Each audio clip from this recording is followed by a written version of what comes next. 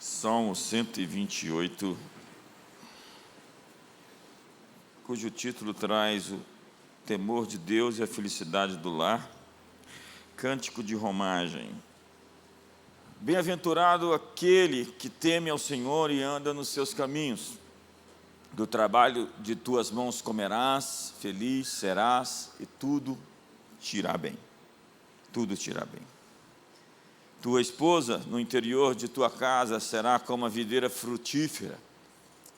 Teus filhos como rebentos da oliveira, à roda da tua mesa. Eis como será abençoado o homem que teme ao Senhor. O Senhor te abençoe desde Sião, para que vejas a prosperidade de Jerusalém durante os dias de tua vida. Veja os filhos dos teus filhos, paz sobre Israel. Eu quero ler a versão da Passion. Nós temos a versão ali na livraria, se você quiser adquiri-la. Diz assim: as bênçãos do Senhor, uma canção da escada. Quão felizes são aqueles que amam o Senhor e se curvam diante dele, pronto para obedecê-lo. Sua recompensa será prosperidade, felicidade e bem-estar.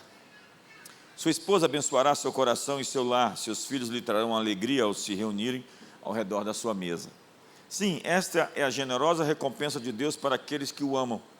O Senhor te abençoe desde a sua glória em Sião, que você veja a prosperidade de Jerusalém ao longo da sua vida e que você esteja cercado por seus netos. Felicidades para você e felicidades para Israel. Então vamos ao Salmo, intitulado Cântico das Ascensões, já que era um cântico dos degraus, dos 15 salmos que os peregrinos cantavam nas suas jornadas até Jerusalém. Haviam 3 festas, e os viajantes a caminho das festas, as festas anuais, a Páscoa, o Pentecostes ou Tabernáculos, eles cantavam durante a caminhada juntos. Era uma verdadeira procissão de adoração, uma caminhada de adoração até a terra prometida. E as famílias se encontravam e cantavam os salmos. Deveria ser algo muito interessante, que já deveria figurar em livros, mostrando como eles iam até Jerusalém em alegria, em cânticos, em celebração. Já pegou a imagem? Os salmos se concentram na obra de Deus na família e por meio dela. A obra de Deus na família e por meio da família na sociedade. Charles Spurgeon chama esse salmo de o Salmo do Lar Feliz. O Salmo do Lar Feliz. E observa que o Salmo 127, o que eu preguei na última semana, eu estou falando de salmos de legado esses dias. Semana passada, Salmo 112 e 127, são salmos de legado. E o Salmo 127 fala do esforço inútil sem Deus. E o Salmo 128 fala da vida frutífera com Deus. Os puritanos viam esse salmo como o manual da família cristã. Então a estrutura do Salmo 128 pode ser dividida em 3 partes. Primeiro, a bênção pessoal, verso 1 e 2, a felicidade do que teme ao Senhor.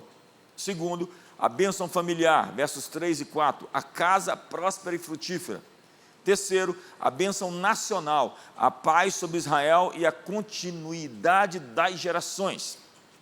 Então vamos ao primeiro, bênção pessoal, a felicidade do que teme ao Senhor. Bem-aventurado aquele que teme ao Senhor e anda nos seus caminhos. Charles Finney, o grande avivalista do século XIX, pregava que o temor do Senhor no lar é o avivamento mais duradouro. Pregadores precisam começar a pregar em suas casas, porque se você reprova na família, você reprova na vida. Dê um sorriso para o seu irmão. Fala para ele, vai ficar melhor. Dwight Moody, eu estou falando dos 2 maiores pregadores do século XIX, né? Moody impactou o seu mundo, então, tirou milhares de almas das garras do inferno, e ele chamava o lar temeroso de uma pequena igreja, ou a pequena igreja. Pergunta para o irmão do seu lado, como você está cuidando da sua pequena igreja?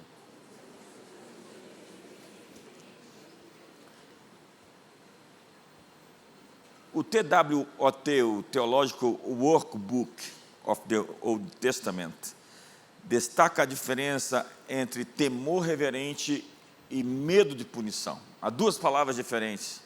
Temer a Deus não é ter medo de ser punido, mas ter a reverência, o respeito. A honra e o respeito que a criatura deve ao Criador são descritos como o princípio da sabedoria em muitos lugares na Bíblia. O princípio da sabedoria é o temor do Senhor. Essa reverência a Deus. Quem anda nos seus caminhos, diz a Bíblia, e o Salmo explica, quis dizer com o temor do Senhor, não se tratava fundamentalmente de ter certos sentimentos em relação a Deus, mas de uma vida de obediência e de reverência. Spurgeon diz que é inútil falar em temer ao Senhor se agimos como aqueles que não se importam com Deus. Eu vejo muitos cristãos que agem como pagãos, como os descrentes, e alguns piores do que eles, porque eles agem em contradição àquilo que eles afirmam acreditar. Eles não levam em conta, não se importam com Deus quando vão tomar decisões. Eu vejo tanta gente tomando decisões dizendo que são servos de Deus, mas são somente servos do seu ventre.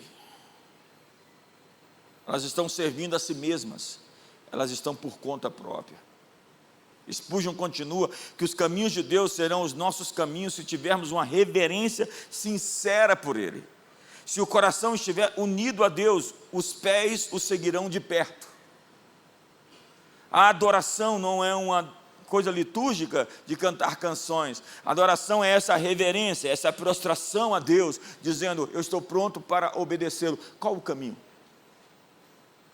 Mas alguns de nós estamos discutindo com Deus.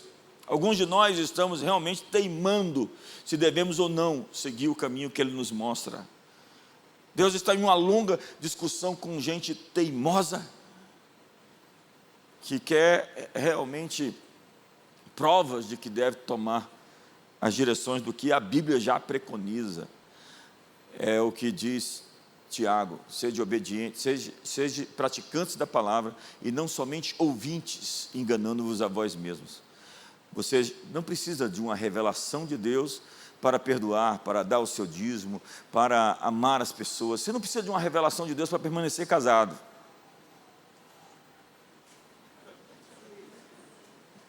Já está aqui, descrito. Existe uma fundamentação para isso na Bíblia. Então você não tem que orar pela vontade de Deus, você só tem que conhecer a Bíblia, que é a vontade de Deus para você. Quantos estão comigo aqui hoje? O texto diz, do trabalho de tuas mãos comerás, feliz serás e tudo te irá bem. Quando comeres do trabalho das tuas mãos, será feliz, diz o texto.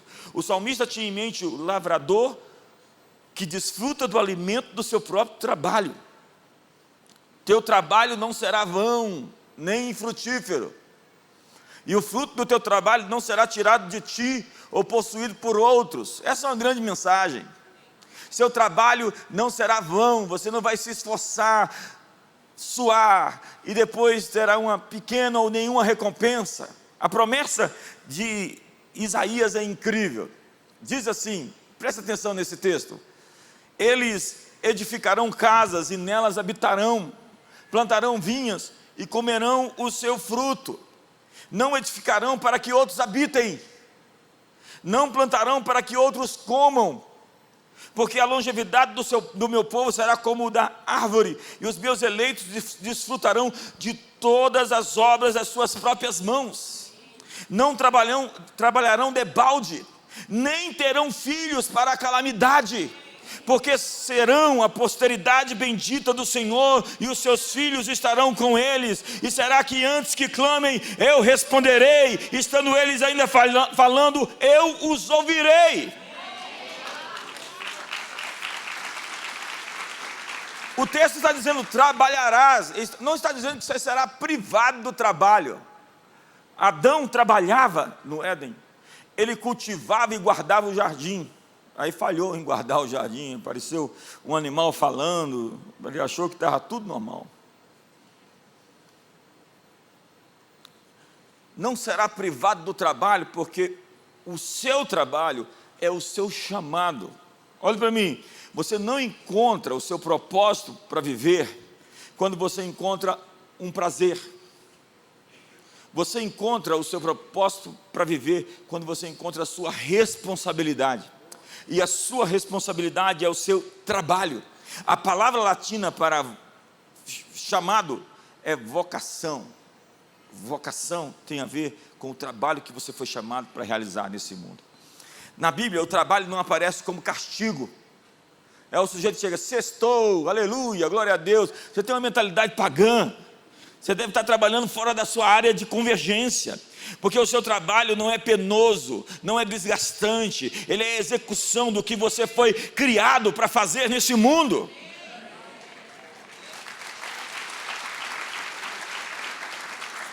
O trabalho não aparece como castigo, mas como cooperação com Deus na criação. Essa salva de palmas não foi muito legal agora. Estou achando que tem gente meio oprimida. Segundou, o sangue de Jesus tem poder. Eu não entendo essas pessoas. O apóstolo Paulo ensina que cada um deve permanecer na vocação em que foi chamado. Está lá em 1 Coríntios 7, verso 20. Cada um permaneça na vocação que foi chamado. Integrado na fé e na profissão. Trabalho é liturgia. Paulo escreve em Colossenses que tudo o que fizerem façam de todo o coração, como para o Senhor e não para os homens. Você trabalha assim? É assim que você faz seu trabalho, fazendo para Deus. Você não tem como fazer um trabalho inferior. Fazendo para Deus, suas mãos exalam excelência, porque você está fazendo para Deus, então o seu trabalho é bem feito, e Deus vai recompensar você, porque você está fazendo para Ele, então Ele tem uma bênção e um galardão para aqueles que estão fazendo o melhor com o que podem fazer. É quando o trabalho vira adoração. Alô? Na tradição judaica cristã, o trabalho é dignificador, em contraste com a visão greco-romana que via o trabalho manual como indigno de cidadãos livres. A reforma protestante, Lutero, Calvino, resgatou o conceito de vocação, ensinando que não apenas padres e monges, mas também agricultores, comerciantes e artistas servem a Deus em seu ofício.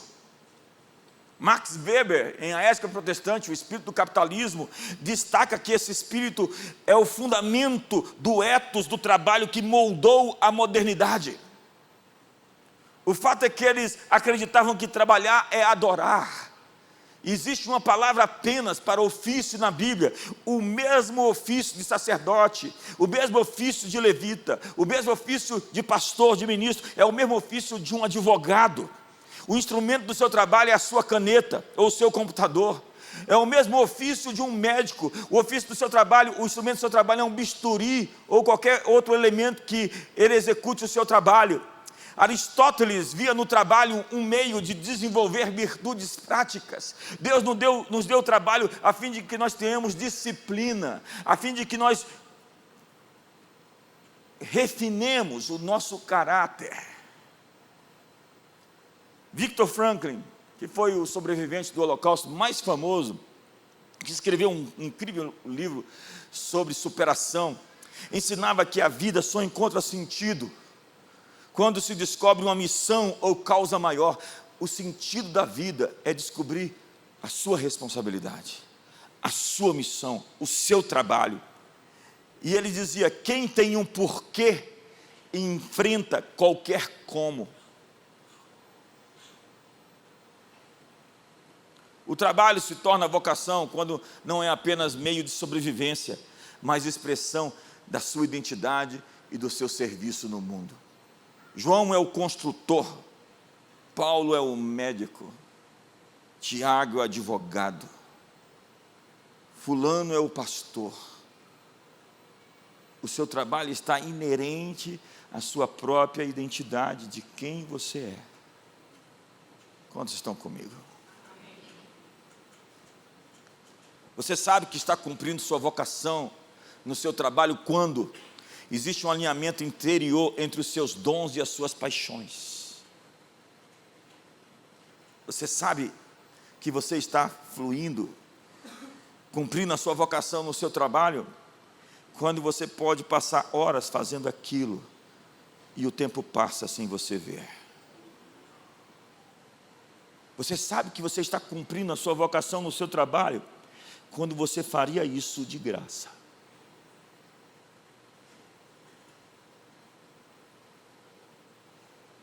E quando você faz algo que faria de graça, prepare-se para ficar rico, porque você está no seu lugar de maior potencialidade, porque você está maximizando os seus dons, você está na sua zona de convergência.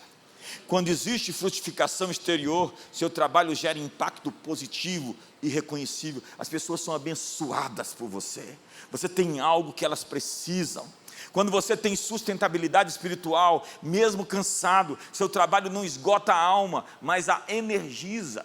Você pode estar fisicamente exausto, mas dentro de você, você tem mais para entregar, porque você carrega isso, é a sua missão no mundo. Deus te deu algo para entregar às pessoas. E por fim, quando o seu sentido é transcendente, sua atividade conecta você a algo maior do que você mesmo. Convergência é isso que eu sou, é isso que eu nasci para fazer. Mark Twain disse: os 2 dias mais importantes da sua vida é o dia que você descobriu, o dia que você nasceu, o dia que você descobriu o porquê. As implicações disso são que o trabalho vocacional gera cultura de serviço público e bem comum. O trabalho vocacional faz você querer servir as pessoas com aquilo que você sabe fazer, com aquilo que você tem. Você é o professor e você trafega na sua área como alguém que foi vocacionado por Deus, recebeu a missão de ensinar, de educar. Você é um juiz, então você flui no propósito de fazer justiça, de colocar os pontos, de liberar as pessoas e de impedir com que os maus prosperem. Eu tenho um bispo na igreja lá em Sorriso, que você põe ele dentro de uma obra, ele vira um leão, ele se transforma dentro de uma construção, ele comanda, algo acontece dentro dele, ele é ativado. O que ativa você, o que acorda você, o que desperta você, o que faz de você uma pessoa melhor, é o seu trabalho, é a sua vocação, é a sua convergência. Líderes que enxergam o trabalho como missão, inspiram inovação e prosperidade. Quando os jovens identificam seus dons e paixões, isso os conduz a profissões significativas.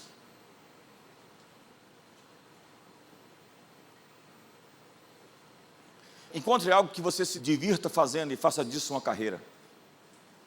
Alô?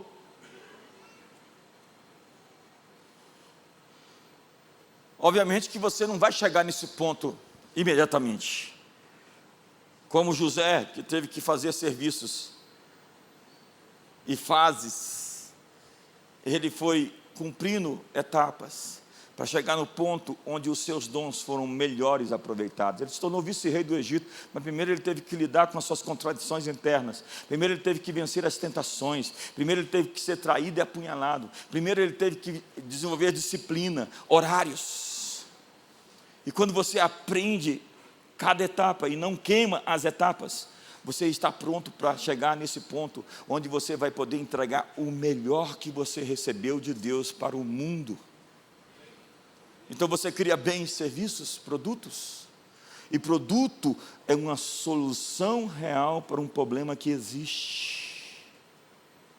Então se você tem uma solução real para um problema que existe e escalar isso, você vai ficar rico. Quantos estão me entendendo? Porque Jesus disse: o maior é aquele que serve. Procure servir as pessoas, atender às suas necessidades, e isso vai fazer de você uma pessoa próspera. Então, sua vocação integra altar e mercado. Um médico, artista ou pregador servem a Deus quando estão em seu chamado. É o sacerdócio universal de todos os santos. O que você faz é o sacerdócio de Deus na sua vida. Portanto, faça bem feito e faça para os outros. Sim. Diz o texto: do trabalho das suas mãos comerás, feliz serás, e tudo te irá bem. Diz o texto que todos viverão do produto do vosso próprio trabalho, e a mão da violência não vos privará dele. Então nós entramos na segunda parte do Salmo. A bênção familiar, a casa próspera e frutífera. Tua esposa no interior da tua casa será como a videira frutífera, teus filhos como os rebentos da oliveira, a roda da tua mesa. Tua esposa significa a mulher que é o lugar central da bênção doméstica. Em casa, a mulher tem um papel central. Lutero entendia isso. Você vê Catarina Vambora no pátio com a imagem dela, uma estátua dela, e ele dizia como ela tinha tanto poder. E o Alex de Tocqueville vai falar que as mulheres americanas eram superiores às europeias. Ele escreveu A Democracia Americana, dizendo que a grandeza americana também se definia por conta da grandeza das mulheres nos Estados Unidos, que não se permitiam ser amantes ou concubinas. Elas eram donas da sua casa, donas da sua família. Quantos estão comigo aqui hoje? Mas a mulher sábia edifica a sua casa, enquanto a tola destrói com as suas próprias mãos. Então a metáfora é: a mulher é como uma videira, símbolo bíblico de fertilidade, alegria e doçura.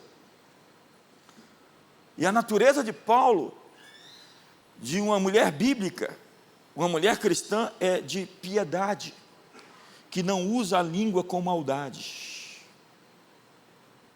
com perversidade, que não vive de amargura e ressentimento.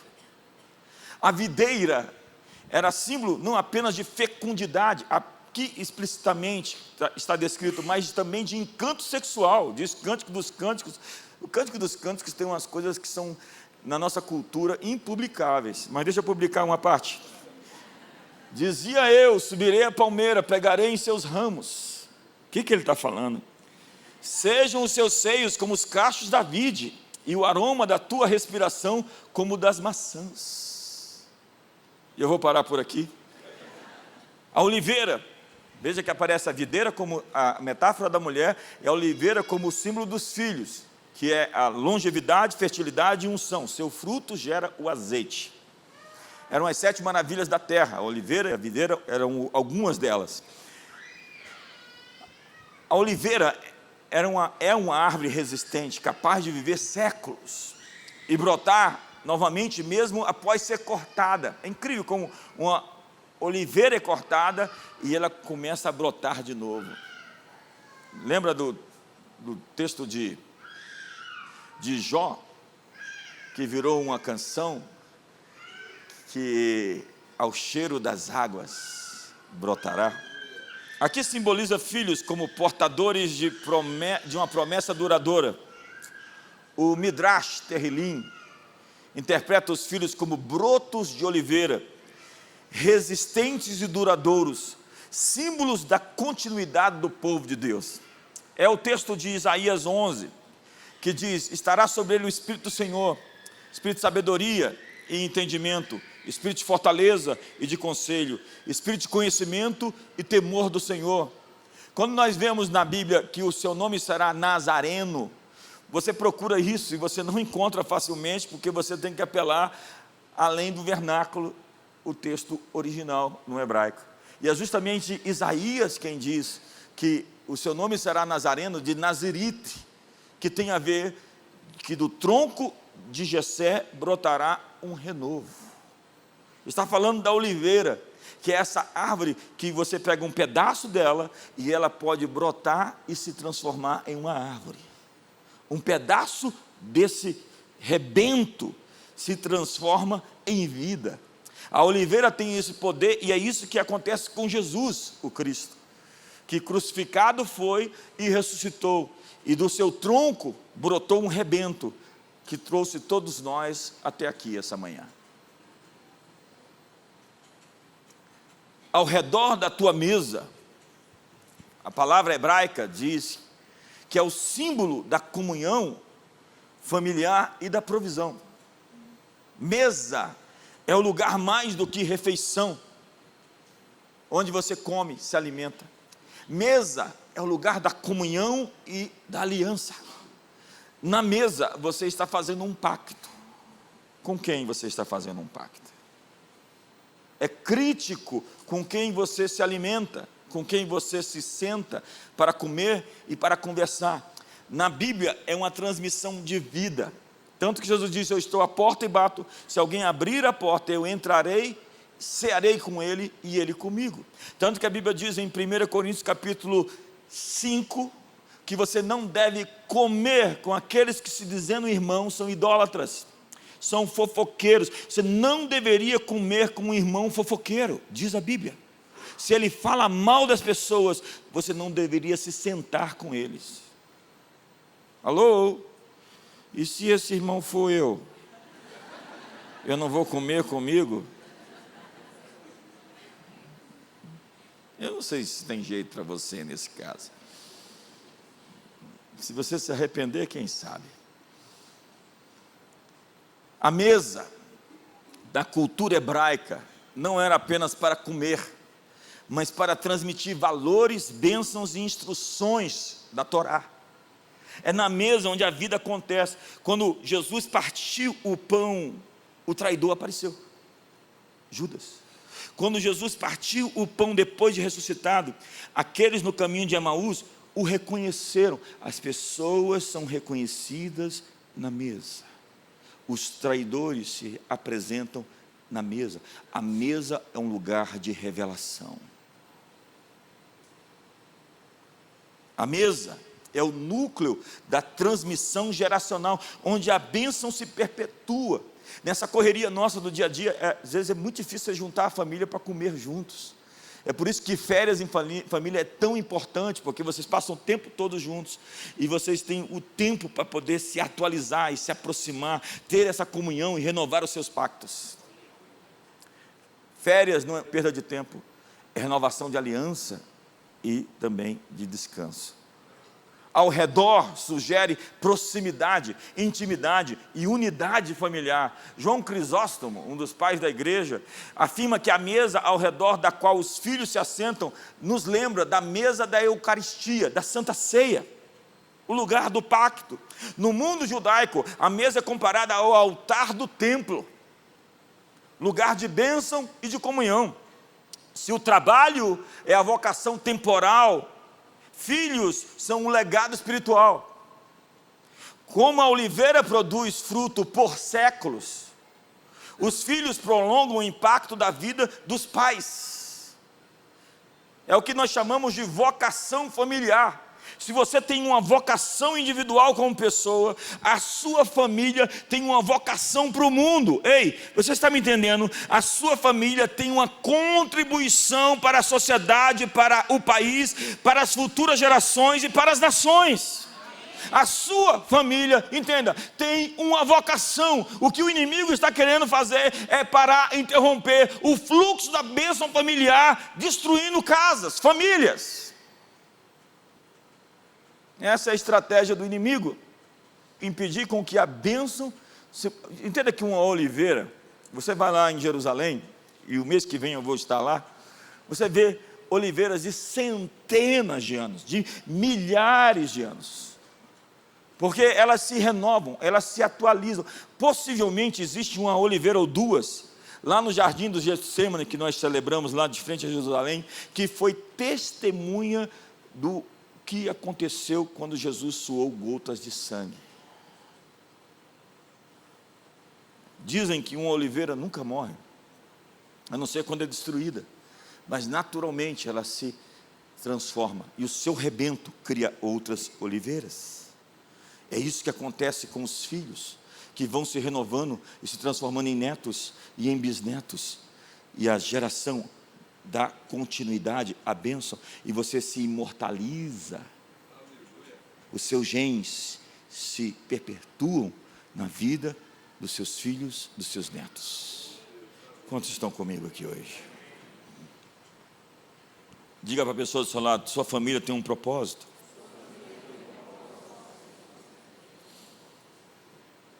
O Talmud destaca que o azeite da oliveira era usado para a menorá do templo, indicando que os filhos justos iluminam a casa e a sociedade. Os filhos dos justos iluminam o mundo.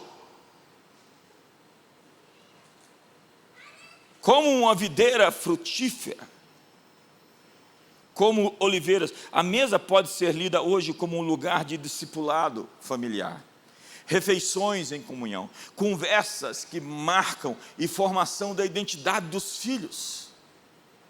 É tão importante deixar o telefone e sentar-se na mesa sem telefones. Alô? Eu sugiro que nós façamos o seguinte essa manhã. Vamos colocar uma bandejinha, onde cada um chega, membro da família, coloca o telefone ali e se senta na mesa. Quem não fizer isso é multado.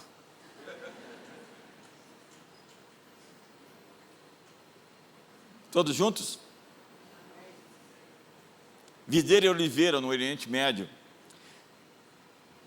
eram bem presentes na cultura judaica. A videira dá frutos rapidamente, mas a oliveira cresce devagar e dura séculos. Eu tenho uma oliveira plantada lá no meu quintal, que eu mesmo plantei, e que ela está muito pequenininha, mas ela vai crescendo devagar e ela vai durar por séculos. Assim é a geração dos justos. Ela vai prevalecer, de forma que a Bíblia diz que eu vou abençoar você em até 1000 gerações. 1000 gerações.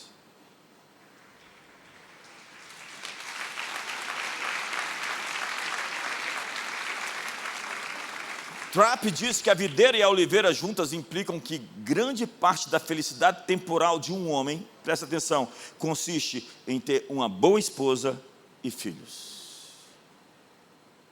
Uma boa esposa e filhos. Eis que assim será abençoado o homem que teme ao Senhor.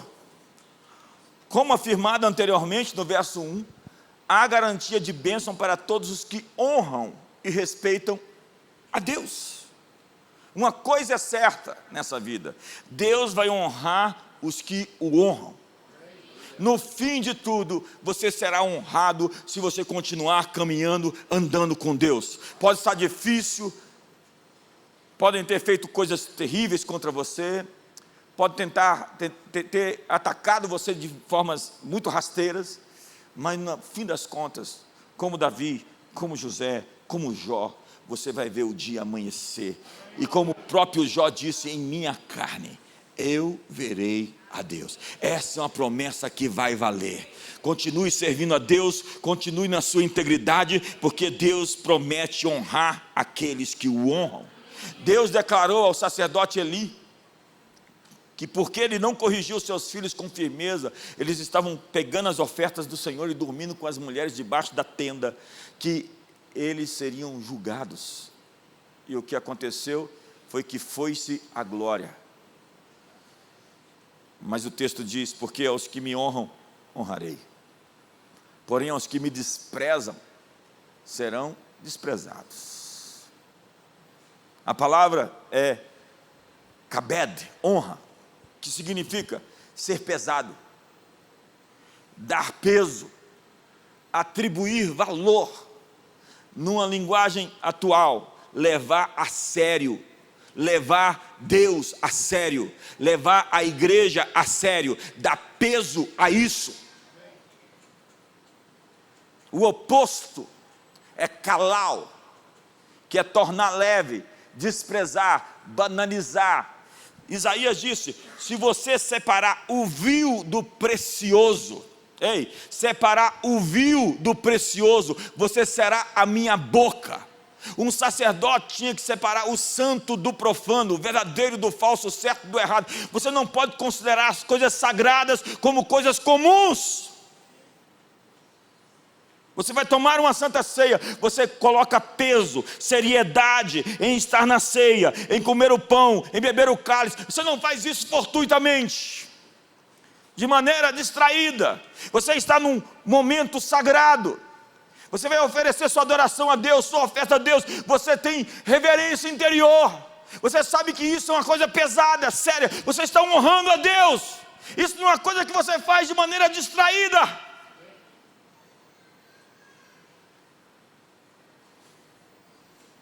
Logo, honrar a Deus é levá-lo a sério.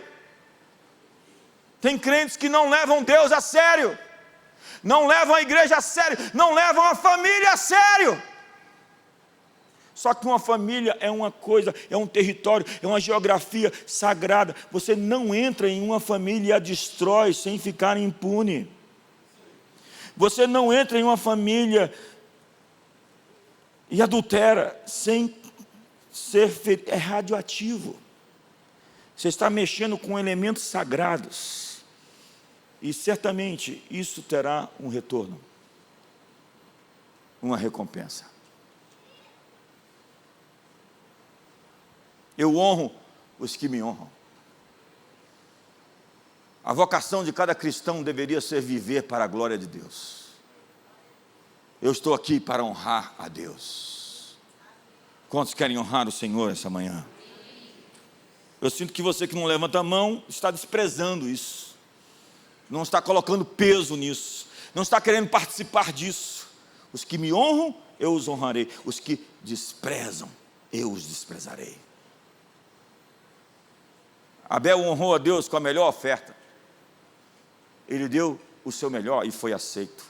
Caim desprezou a Deus e foi rejeitado. José honrou a Deus fugindo do pecado. Uma das maneiras que ele viu, ele fala: porventura eu faria isso contra meu Senhor e contra o meu Deus. Ele sabia que em primeiro lugar, se ele caísse com uma mulher de Potifar, ele estava desonrando a Deus. O seu primeiro temor era com Deus, sua primeira aliança, seu primeiro compromisso era com Deus. Eu vejo alguns cristãos, eu falo: não, esse irmão não pode levar Deus a sério. E porque ele fugiu do pecado, Deus o exaltou no Egito e o colocou como rei, vice-rei, pai de Faraó, grão-vizir. Eli honrou os filhos mais do que a Deus. Sua casa foi destruída, foi rejeitada. Davi desejou edificar uma casa para Deus e Deus prometeu edificar uma casa eterna para Davi. Davi quis honrar a Deus. Ele diz: o que eu darei ao Senhor em troca de todos os seus benefícios? Como eu posso honrá-lo? Acorde amanhã cedo perguntando: como eu posso honrar a Deus hoje? E a mesma coisa acontece com Mordecai, quando o rei diz: o que se fará a um homem cujo rei quer honrar?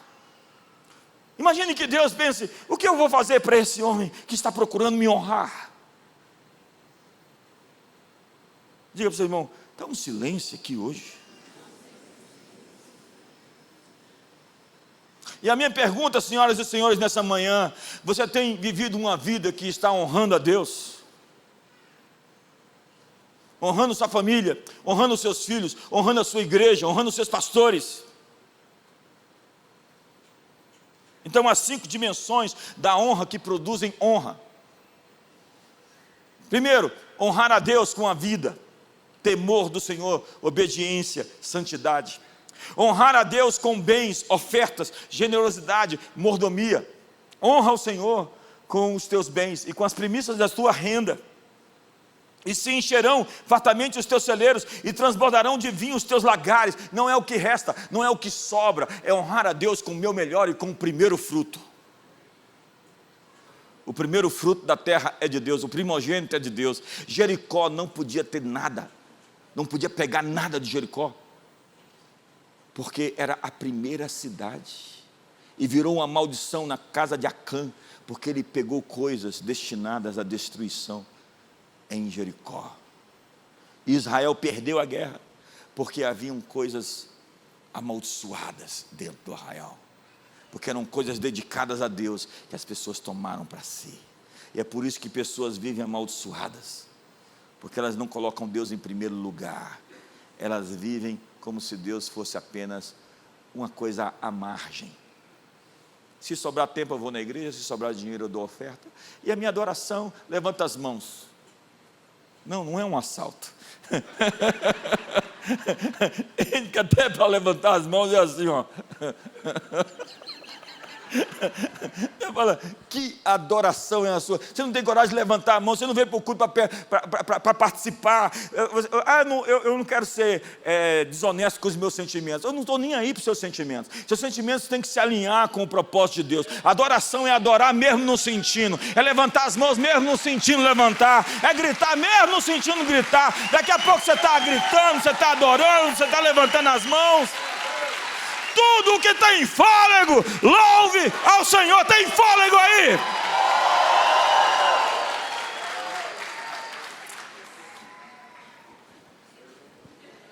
Terceiro, honrar a Deus com palavras, louvor, proclamação. Diz o Salmo 50, o que me oferece sacrifício de ações de graças, esse me glorificará. E ao que prepara o seu caminho, dar-lhe-ei que veja a salvação de Deus. Honrar a Deus no secreto, devoção, oração, integridade invisível. Entra no teu quarto, fala com o teu Pai Celestial. Só você e Ele sabe, ninguém mais precisa saber. Quinto, honrar a Deus em relacionamentos, respeito aos pais. Você honra a Deus quando você respeita os seus pais. Você honra a Deus quando você respeita autoridades. E quando você celebra os irmãos na fé. O honrar de Deus pode se manifestar em várias formas. Deus honra você diante dos homens, como honrou José, como honrou Daniel, como honrou Esther, como honrou Mordecai.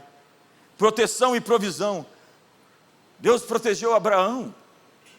O Salmo 91, aquele que habita nos esconderijos do Altíssimo, na sombra do Onipotente descansará. Legado para gerações. Veja o que aconteceu com Davi, com Salomão. Deus honrou Davi de uma maneira que disse: eu vou abençoar a tua descendência, nunca faltará um homem da tua descendência para se assentar no meu trono. E o Messias é chamado de filho de Davi. Por quê? Deus disse a Davi: eu vou destruir todos os seus inimigos, porque eu gostei de você, rapaz.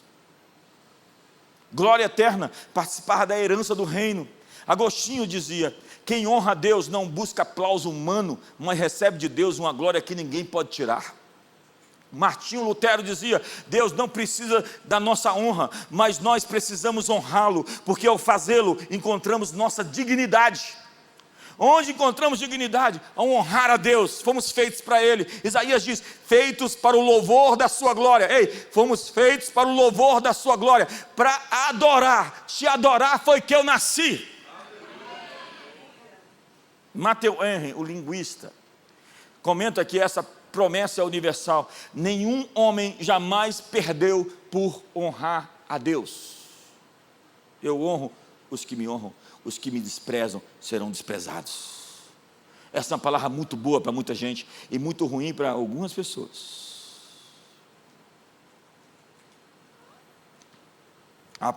Dependendo aí da maneira como seu irmão está, a linguagem corporal vai denunciar ele. Não olha para o lado. A aplicação pastoral disso é: pais, quando honram a Deus em casa, Deus honra a sua descendência. Se alguns pais amassem seus filhos de verdade, não faziam os impropérios que fazem, para não deixar uma herança maligna para eles pagar a conta dos erros deles. Empresários que honram a Deus em seus negócios, Deus os honrará com credibilidade e provisão em comum. No ministério, quem serve a Deus com integridade, ainda que seja esquecido pelos homens, será lembrado por Deus. Hebreus disse: Deus não é injusto para se esquecer de você, porque você serviu aos santos, eu vou servir você. Tem muitas pessoas servindo para aparecer, para mostrar serviço, para se publicizar. E o texto diz: servir a Deus que vê e recompensa. Seus altares secretos serão recompensados em público. Terceira parte do Salmo, e com isso eu termino. Eu prometo pregar mais uma hora.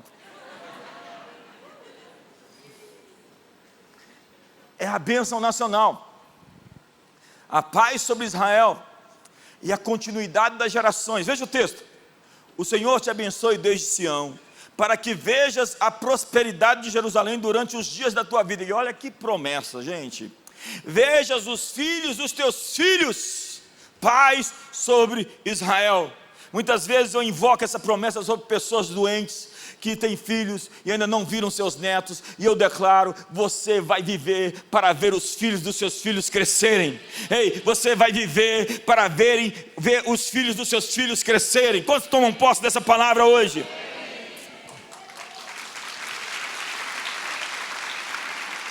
Então vamos ao texto.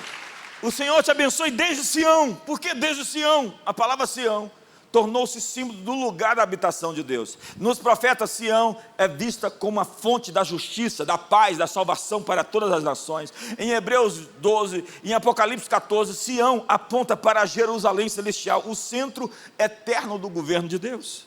E receber a bênção desde Sião significa receber diretamente da presença de Deus no lugar que Ele escolheu para habitar e governar. Sua bênção não vem da força, da política ou do trabalho apenas, mas de Deus entronizado em Sião. É de lá onde nada se abala. Há um rio cujas correntes alegram a cidade de Deus. Deus está no meio dela e jamais será abalada. Enquanto a terra treme, Sião permanece de pé, e os que confiam no monte Sião não se abala, mas permanece para sempre. Os que confiam no Senhor são como o monte de Sião, que não se abala, mas permanece para sempre. A prosperidade da cidade, a prosperidade da família está conectada ao altar e à adoração em Sião. De Sião fluirá vida para as nações. A mesa abençoada é sustentada pela bênção que vem de Sião. A casa só prospera quando está ligada à presença de Deus. A nação próspera é sinal de um povo que busca Deus em seu santo monte. As bênçãos verdadeiras fluem do altar para a vida diária. É do altar, é de Deus que nos vem o socorro, diz o salmista. A prosperidade de Jerusalém tem um símbolo coletivo, para que vejas a prosperidade de Jerusalém durante todos os dias da sua vida. Jerusalém é o símbolo do povo de Deus em unidade. A promessa se estende todos os dias da tua vida, ecoando a ideia de continuidade, legado, permanência da bênção de Deus nas gerações. Eu amo a ideia de continuidade. A vida não pode terminar quando a gente morre. Ela tem que dar seguimento, e nós seremos lembrados como os campeões, como os vencedores, como os patriarcas, as matriarcas, aqueles que construíram um legado para as futuras gerações, e na eternidade seremos chamados de benditos, de abençoados. Um lar abençoado não vive isolado, ele participa do bem-estar da comunidade da fé. Eu vou lá em Jerusalém, eu já fiz um tour ali nos quatro bairros de Jerusalém. É incrível a cultura, como ela se difere. É incrível o conceito de limpeza. Para não ser polêmico, existe uma cultura que pega o lixo e joga para fora na rua. É incrível. Você entra ali, a rua está toda suja. Dentro da casa é um primor, é limpo. Mas na rua eles jogam lixo.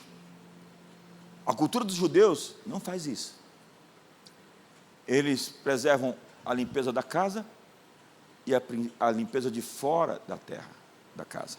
Porque o Talmud diz: se a casa do seu vizinho pega fogo, a sua corre perigo.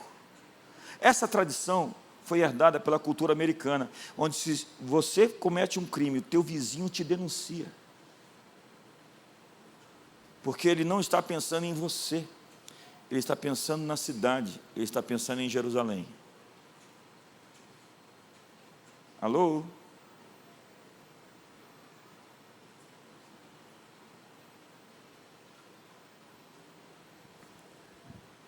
A nação americana nasceu com assembleias e participação política nos eventos da sociedade, daí nascem os condados.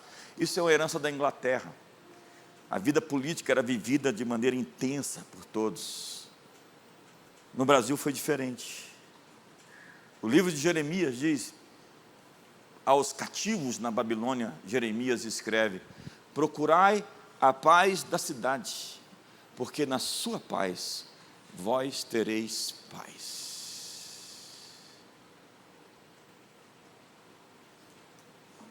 Ou Isaías que diz: alegrai-vos com Jerusalém, para que mamais e vos farteis do seio das suas consolações. A bênção da família tem que se estender à cidade, porque se a cidade está amaldiçoada, as famílias serão amaldiçoadas. E aí você vai ter que comprar um carro blindado, porque agora as periferias estão cheias de pessoas não convertidas, não transformadas, que vêm para os grandes centros, e eles vêm com amargura, com ressentimento. E se nós não atendermos para a necessidade que mora ao lado, nós vamos viver presos dentro dos nossos condomínios, dentro das nossas casas, contratando segurança e vivendo uma vida com medo. Entenda, um lar feliz não é suficiente. Nós precisamos também cuidar da nossa comunidade, cuidar da nação.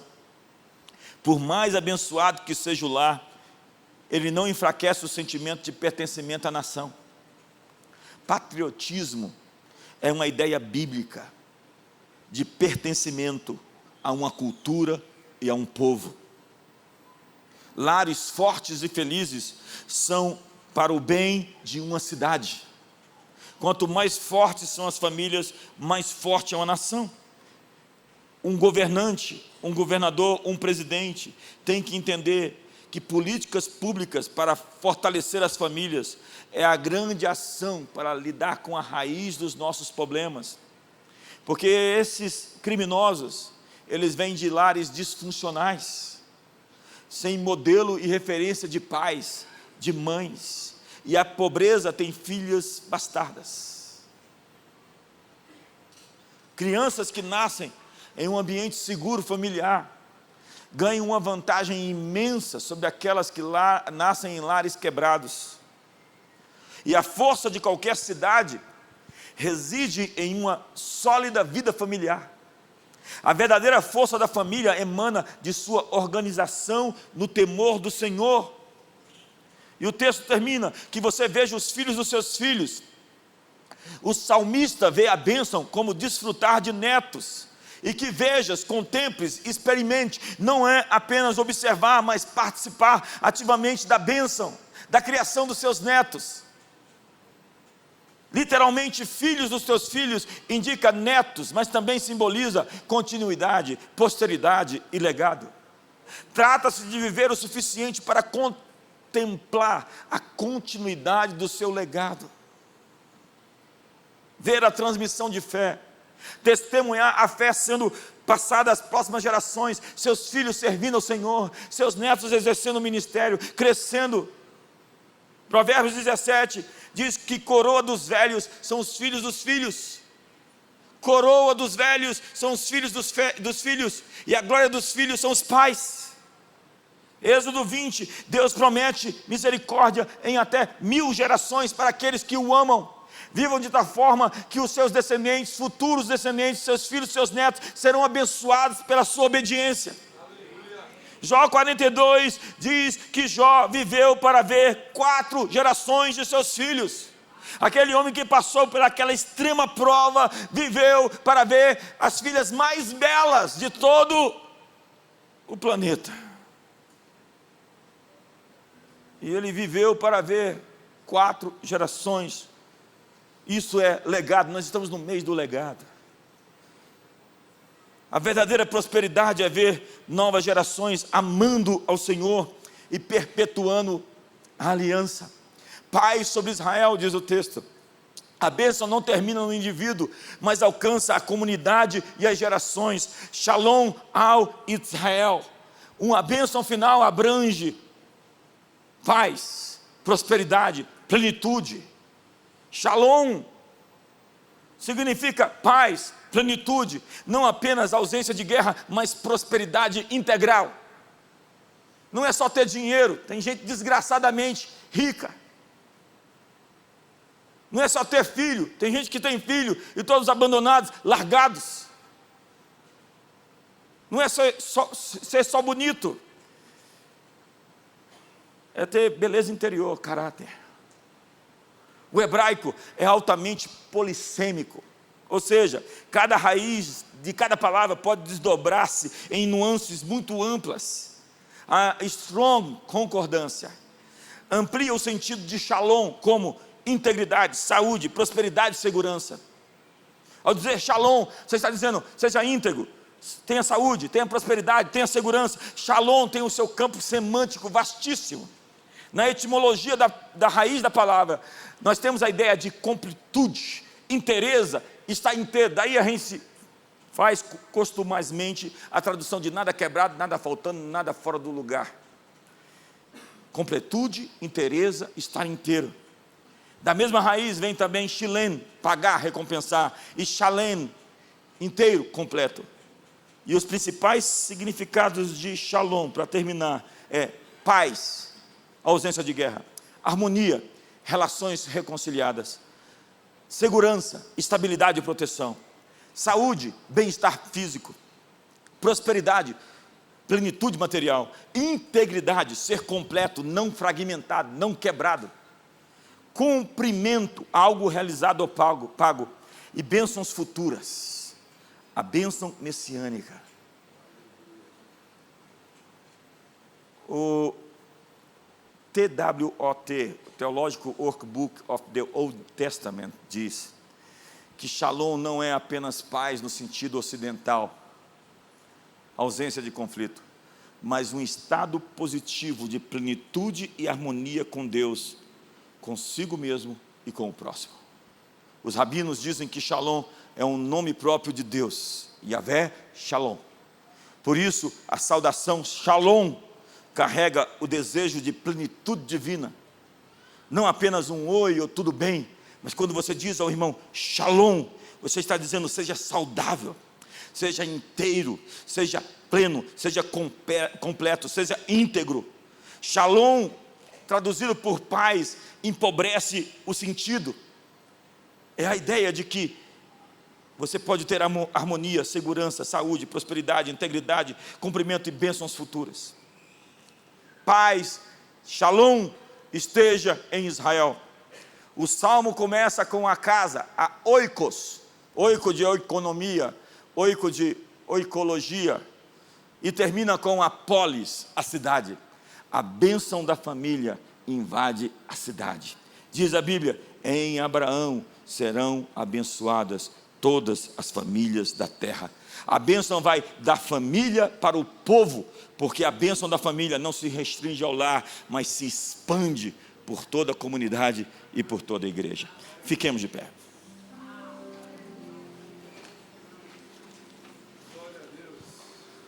O Salmo do Lar Feliz. Empurra seu irmão com carinho e diga shalom para você. Diga para ele, nada quebrado, nada faltando, nada fora do lugar. Diga para ele, plenitude. Diga, integridade. Quantos querem honrar a Deus? Quantos querem viver para a glória de Deus? Levante a mão aí, por favor, se ajuda aí, faz alguma coisa da sua vida, alguma coisa que tem que participar. O culto não é você vir para assistir, o culto é, você não é um espectador, você é um agente que veio participar da adoração. A adoração tem que ser algo que você se move nela. A Bíblia diz, oferecer os vossos corpos como sacrifícios vivos, santos e agradáveis a Deus, que é o vosso culto racional. O seu culto racional é dizer, meu corpo, você vai adorar a Deus, ainda que não queira hoje, vamos adorar a Deus. Ah, mas eu esqueci que eu sou tradicional. Não interessa você, tradicional. Nós estamos aqui para glorificar a Deus, com os nossos corpos, com as nossas vidas, com as nossas finanças, com as nossas famílias. E nós vamos cantar uma canção que nós compusemos, lá na sala da minha casa, que vai sair no nosso novo... Não é CD mais, né? Acabou esse negócio de CD. E que nós vamos gravar agora 4, 5 e 6 de setembro, lá na Ípica Hall. Então vamos cantar uma canção e vamos encerrar abençoando as famílias. Aleluia.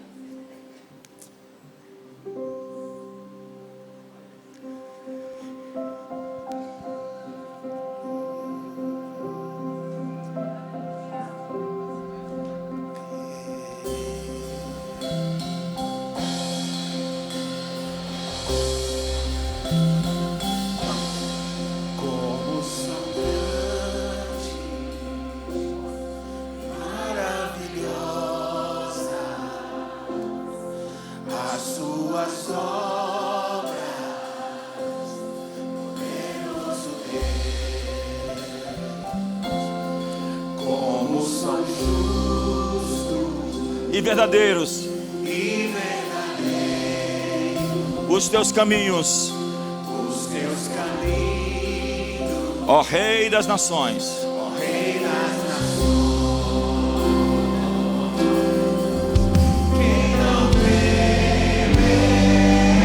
O teu nome,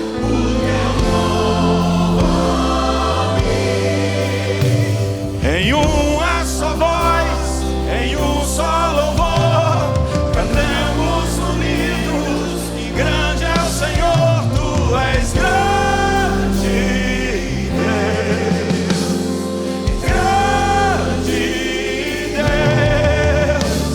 As muitas nações irão declarar seu nome para sempre, irão exaltar, tu és grande, Deus, grande Deus.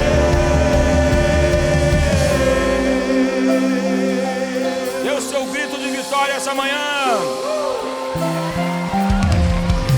como são grandes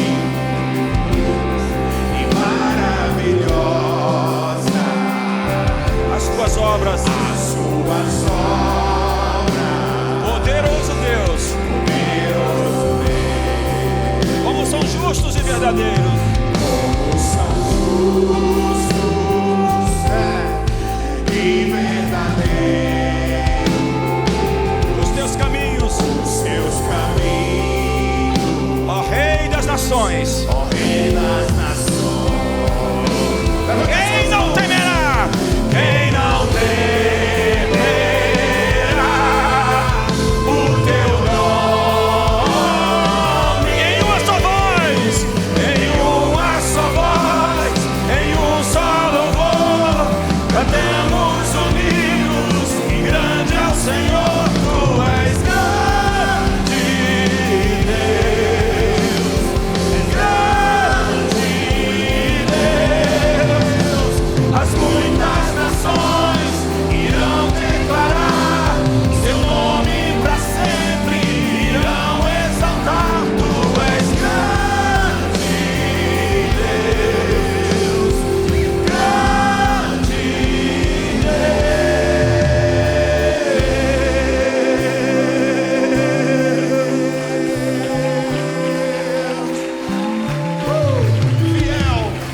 Fiel, verdadeiro, verbo vivo, o primeiro. Todo o céu declara, és o Rei dos Reis, és o Rei dos Reis. Fiel, verdadeiro, verbo vivo, o primeiro. Todo o céu declara, és o Rei dos Reis, és o Rei fiel, verdadeiro, verbo vivo, o primeiro. Todo o céu declara, és o Rei dos Reis, és o Rei dos Reis, és o Rei dos Reis, és o Rei dos Reis, és o Rei dos Reis, és o Rei dos Reis, és o Rei dos Reis. Em uma só voz, em um só louvor, cantemos unidos, grande é o Senhor.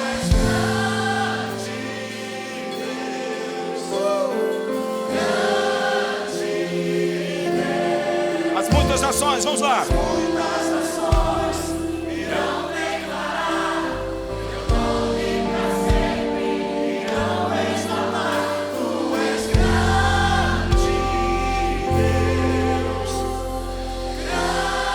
Só você lá atrás, vamos lá, em uma só voz. Em uma só.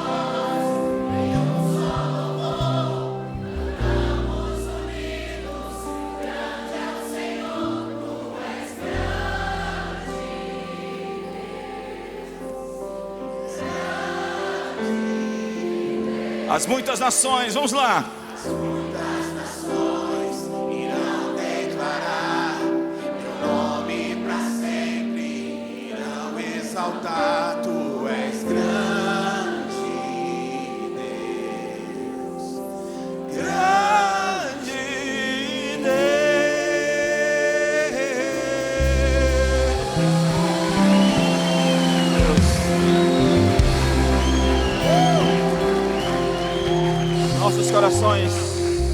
Nossos corações te honram nessa manhã.